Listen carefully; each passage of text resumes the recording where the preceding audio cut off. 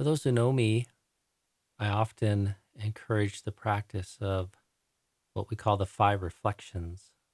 And I would say, especially in these days with a pandemic, the likes of which we haven't seen in a long time, uh, it might be a good idea to shoot a little video just to remind my friends out there to keep up with this practice, but also introduce it to people that might not be familiar with it. There's many styles of meditation. This style we might refer to as reflection. And in some sense, I think many people will find this easier than some of the forms of meditation you might have heard of before, in particular, following the breath and developing concentration, which is quite a powerful skill, but for most requires a very concerted practice over time. The reflective meditations are contemplations more on a theme. And the five reflections is a theme around the truth of aging, illness, sickness, separation from the loved, and the nature of karma, or kama as we call it in the Pali tradition. It's a reflection that myself I do almost every day, if not once, a couple times. And oftentimes it's something I bring up at the start of the day to arouse a sense of urgency, to focus the mind, and to visit these kind of deeper truths of a human life. Some might not be accustomed to an intentional practice where you're contemplating the nature of your body to sicken inevitably and not having ultimately control over that process, or to contemplate the very aging process and everything that entails, the weakening of the immune system, being more prone to various types of ailments, and eventually culminating in our very death for most of us. Separation from the loved is not something we want to dwell on.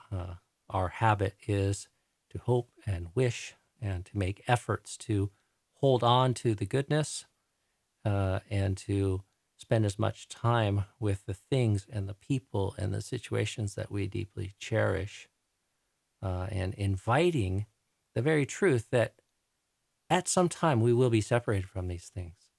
Can be challenging, difficult, and at the outset might not strike one as a smart way to use your time.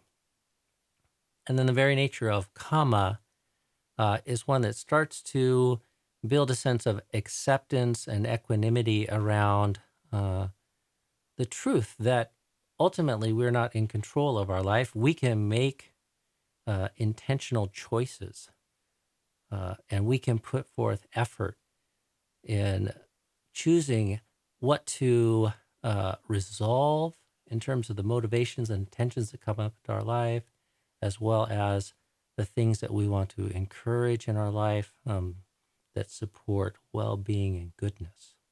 And those choices now and moving forward in the future shape the kind of worlds that we find ourselves in, more so than some sort of innate personality or some specialness that the Buddha would attribute to a belief in self or atta.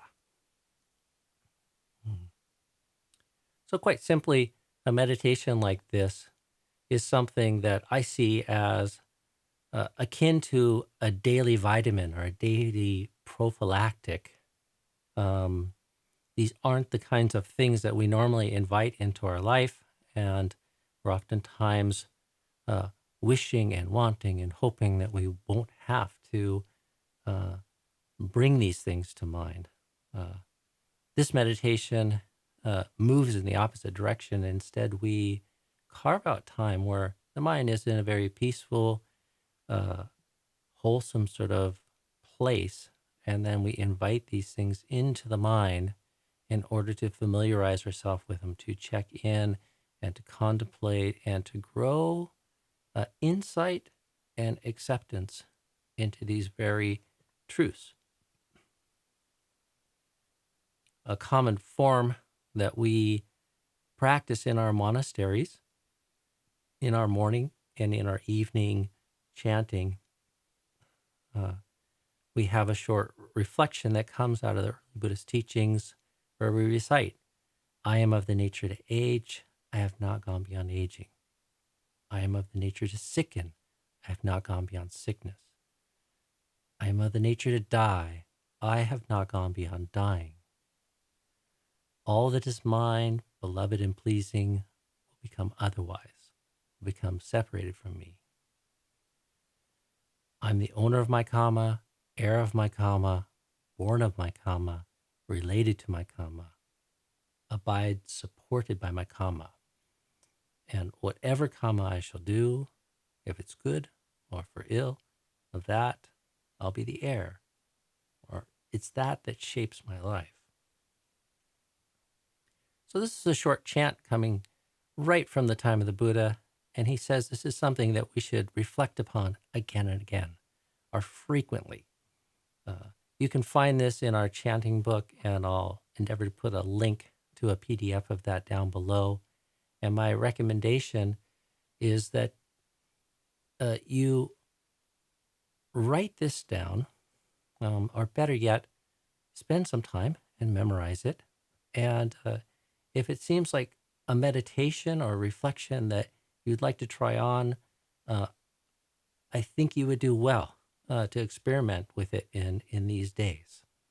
And write it down on a little card, memorize it, put it in front of you, and maybe in the morning, just spend 5 minutes reading over that in a calm, clear sort of state, not to arouse any fear or anxiety, but just to check in on this and acknowledge that these are truths.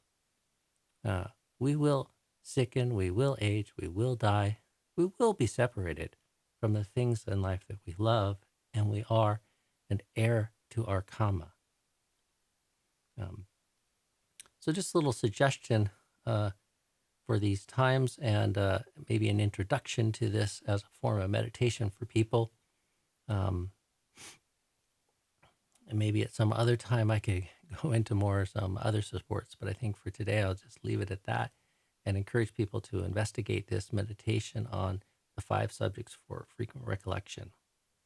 So I hope you find some use in that, and give it a few weeks and see how it strikes one, and see if it doesn't kind of help grow one's acceptance of these truths. So I hope you're all well, and I'll be looking forward to connecting with you again in the future.